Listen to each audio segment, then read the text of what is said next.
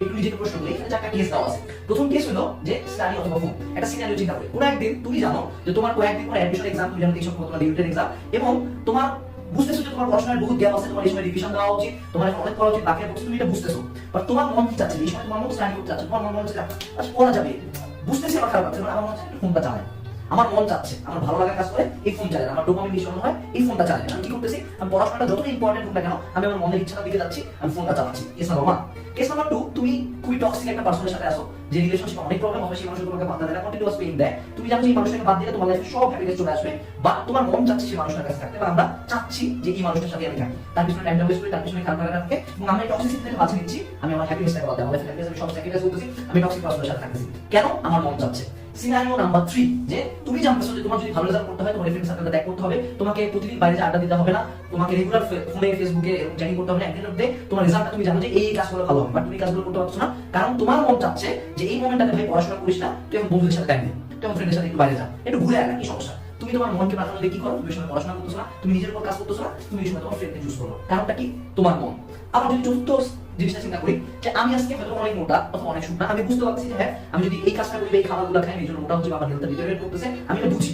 But at the end of the আমার মন কি চাচ্ছে, না ঠিক আছে খাই না, একটা পিজ্জা খাই না, ওই বার্গার একটু খাই না, একটু মোটা হয়ে সমস্যা নাই। আমি দিন শেষে আমি আমার ভালো স্বাস্থ্য বা ভালো শরীরটা বাদ দিয়ে চুজ করতেছি খাবার। But at the end of the এই ডিসিশনটা কি করবো? আমার মন যেটা ভালো লাগতেছে আমি সেটা দিকে গেলাম।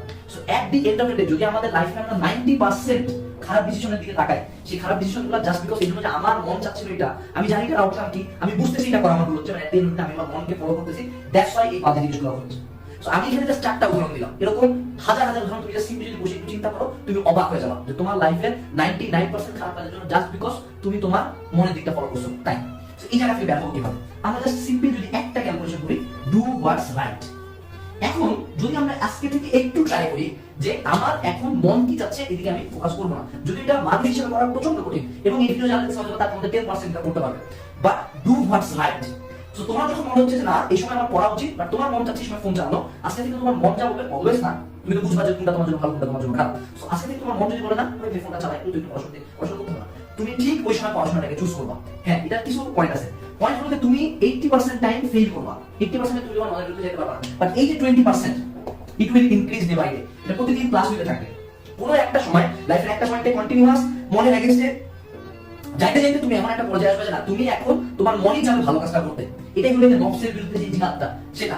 সো তোমাকে বুঝতে হবে যে আমাদের লাইফের সবচেয়ে বাজে ডিসিশনগুলো জাস্ট বিকজ আমরা আমাদের মনের ইচ্ছাকে ফলো করছি, not what's right. So from today make a promise যে তুমি আজকে থেকে ট্রাই করবা তোমার লাইফের প্রত্যেকটা ডিসিশন মনের কথা ফলো করে যেটা রাইট সেটা করতে। এটা করতে প্রথম দিকে খুব খারাপ লাগবে, প্রথম দিকে তুমি 80% টাইম ফেল করবা, বাট এই যে 20% তুমি পাস করলা, ট্রাস্ট মি এই ছোট ছোট 20% একটা সময় 1 মিনিটে 100%